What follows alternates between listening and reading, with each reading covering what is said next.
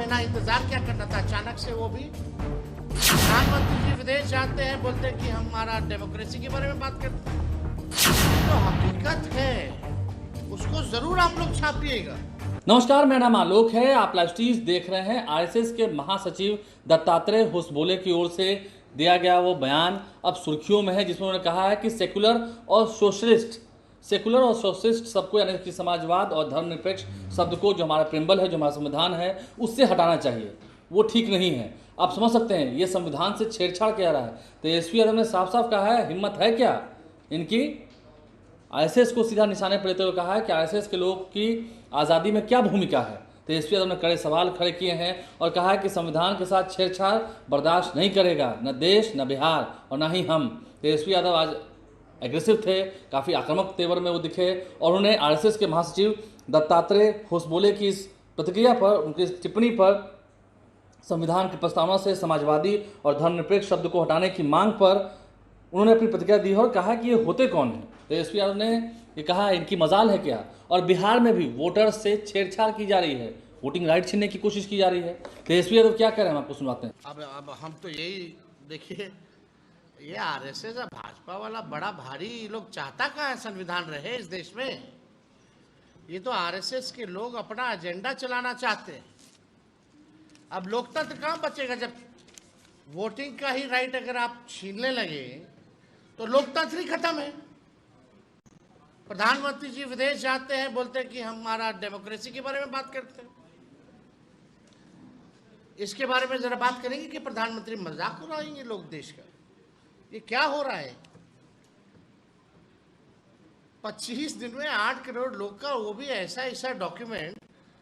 ये बात मेरी, तेजस्वी की नहीं। हम तो जितने प्रिंट मीडिया हैं, हमसे जो गलती हो मत छापना, मेरी बात को मत छापना, लेकिन जो हकीकत है उसको जरूर आप लोग छापिएगा। ये आपके बारे में बात है, हमारे बारे में बात है, ये बिहार के हर एक लोगों के बारे में बात है कि आप फिर से आप जो है नया लिस्ट बनाइएगा वोटर का। क्या ये पॉसिबल है मॉनसून के समय में, जब 73% क्षेत्र हमारा बाढ़ से प्रभावित रहता है? तो ये पूरी तरीके से आप देखिएगा, ये होसबोले बोले हैं।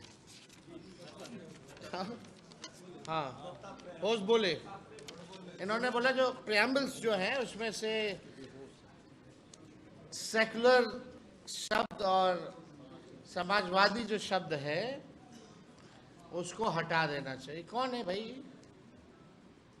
देश के आजादी में क्या कुर्बानी है जो तुम देश के संविधान के बारे में बोल रहे हो?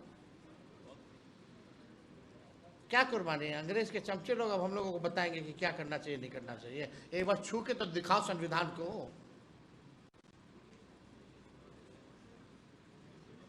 संविधान के अनुच्छेद 326 और प्रतिनिधित्व अधिनियम 1950 का ही हवाला दिया जा रहा है चुनाव आयोग के द्वारा इस पूरी प्रक्रिया को लेकर के।